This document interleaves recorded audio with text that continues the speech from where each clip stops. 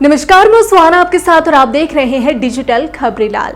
इस दुनिया में कई तरह के जीव जंतु पाए जाते हैं। उनमें कुछ न कुछ खासियत भी होती है जिन्हें देखकर काफी हैरानी भी होती है।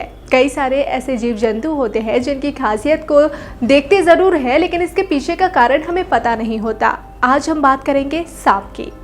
आपने अक्सर देखा होगा कि सांप बार बार अपनी जीभ निकालता है, लेकिन क्या कभी आपने ये सोचा है कि आखिर ये सांप बार बार जीभ क्यों निकालते हैं? ये जानने के लिए देखिए ये रिपोर्ट। इंसान सहित कई जीवों की एक जीभ होती है, लेकिन क्या आपने कभी ये सोचा है कि सांप की जीभ दो हिस्सों में क्यों बटी होती है?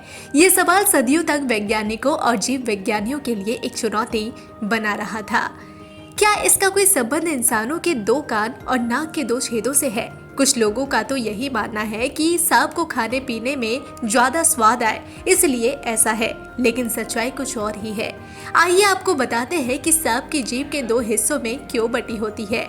यूनिवर्सिटी ऑफ कनेक्टिकट में इकोलॉजी और इवोल्यूशनरी बायोलॉजी के प्रोफेसर कर्ट श्वेंक कहते हैं कि सांप की जीभ के दो हिस्सों में बंटने के संबंध करीब 18 करोड़ साल पहले डायनासोर के जमाने से है। उस समय इन बड़े और भयावह जीवों के पैरों के नीचे आने से बचने के लिए सांप मिट्टी के गड्ढे या फिर किसी बिल में छिप कर रहते थे। सांप का शरीर पतला, लंबा और सिलेंडर के आकार का होता है। इनके पैर भी नहीं होते और रोशनी के बिना इनकी दृष्टि भी धुंधली हो जाती है। ऐसे में इनकी जीभ ही इनके लिए एक प्रकार का सुरक्षा कवच और नाक का काम करती है। सांप गंध लेने के लिए ही अपनी जीभ को निकालकर हवा में लहराता है। सांप की जीभ को वोमेरोनेजुअल अंग कहा जाता था, जिसका पता साल 1900 के बाद चला था। यह अंग जमीन पर रेंगने वाले जीवों में पाया जाता है। यह अंग सांप की नाक के चेंबर के नीचे होता है। जब यह हवा में निकालकर अपनी जीभ को लहराता है तो बाहर की गंध के कण जीभ पर चिपक जाते हैं और सांप को पता चल जाता है कि आगे क्या है और क्या हो सकता है। जीभ पर वोमेरोनेजल अंग से निकलने वाले कण होते हैं जो गंध को पहचानने की क्षमता रखते हैं। गंध को महसूस करने के बाद ये कण जब सांप के मुंह में जाते हैं तो सांप के दिमाग में यह संदेश पहुंच जाता है कि आगे खतरा है या खाने लायक कोई जीव। सांप जब हवा में अपनी जीभ लहराता है तो वह इसके दोनों सिरों को काफी दूर तक अलग रखकर लहराते हैं, जिससे कि ज्यादा बड़े क्षेत्र और दिशा से गंध को पहचान सके। दो हिस्सों में बटी सांप की जीभ भी ठीक वैसे ही काम करती है जैसे हमारे दोनों कान।